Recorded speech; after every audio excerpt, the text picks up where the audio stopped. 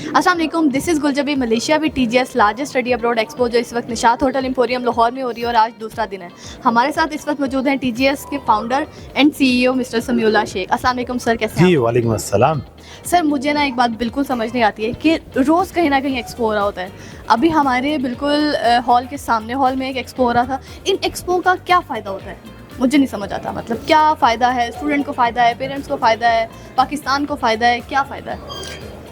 Actually ये question बहुत ही ज़्यादा इंटरेस्टिंग है, एटलीस्ट मेरे लिए।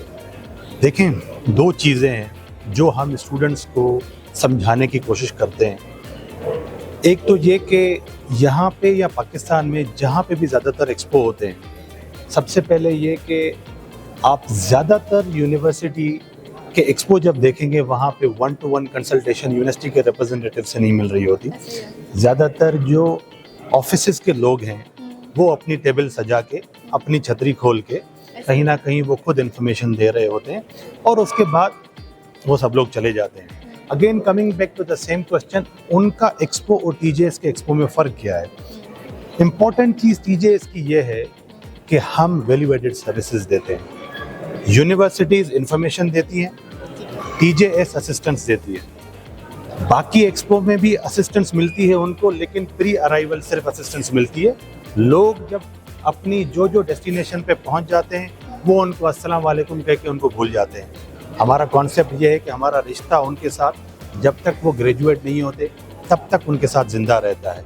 तो इन्फॉर्मेशन और असिस्टेंस जिस दिन से वो एक्सपो आते हैं, जब तक वो ग्रेजुएट नहीं होते, उनका रिश्ता हमारे साथ हमेशा के लिए कायम रहता है, जिसकी वजह से आई थिंक 3 से 4 महीने के अंदर हमने नेक्स्ट एक्सपो जो किया है, सिर्फ जो पहला एक्सपो किया था उससे रिजल्ट और आउटकम इतना ज़्यादा अच्छा आया है, हमें रिस्पॉन्स इतना ज़्यादा अच्छा है, क्योंकि हम एक पाकिस्तान बेस्ड लोकल ऑर्गेनाइजेशन नहीं है। हम मल्टी आई वुड से कि हमारी ब्रांचेस जो हैं ऑलमोस्ट 8 कंट्रीज़ में हैं, जिसकी वजह से स्टूडेंट का जो ट्रस्ट लेवल है हमारे साथ वो बहुत ज़्यादा अच्छे से कंसोलिडेट हो जाता है। अच्छा, मुझे एक और बात भी बताएं, जैसे TGS is growing day by day माशाल्लाह से। पाकिस्तान में आपकी इतने ब्रांचेज हैं। अभी 3 महीने पहले आपने एक एक्सपो किया था और अब एक और एक्सपो है जिसमें मैं देख रही हूँ 2 दिन से इतना अच्छा फुटफॉल है। पहले आपने कराची में किया, फिर आपने इस्लामाबाद में किया और अब लाहौर में चल रहा है। पाकिस्तानी स्टूडेंट का क्या आपका एक्सपीरियंस, आपको कैसा रहा पाकिस्तानी स्टूडेंट्स के साथ? देखिए, स्टूडेंट्स तो बहुत वेलकमिंग हैं। हमारे पास पाकिस्तानी स्टूडेंट्स की कम्युनिटी अभी तो पाकिस्तान से आ रही है, लेकिन ये कम्युनिटी हमारे पास पहले मिडिल ईस्ट से बहुत ज़्यादा थी।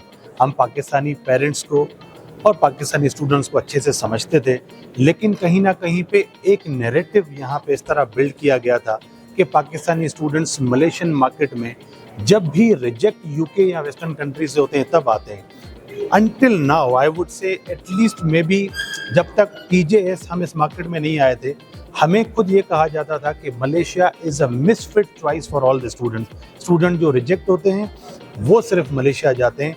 हमने इस नैरेटिव को चेंज करना है। I want all the students to study in Malaysia as a preferred choice of education, not as a misfit part of education. हमने इस नैरेटिव को बिल्ड करना है यहाँ पर। मोस्टली बच्चों का यही होता है, वो कह रहे होते हैं हमने बाहर जाना है पढ़ने के लिए, UK जाना है, यूरोप जाना है। तो मैं चाहती हूँ आप हमारे स्टूडेंट्स को गाइड करें कि वाई मलेशिया। असल में इस तरह की वाई मलेशिया तो हम जो भी अपनी मार्केटिंग करते हैं हम उसमें यही चीज़ें दिखाते हैं। ऑब्वियसली मलेशिया को आप एज अ गेटवे और ट्रांजिट यूज़ करें।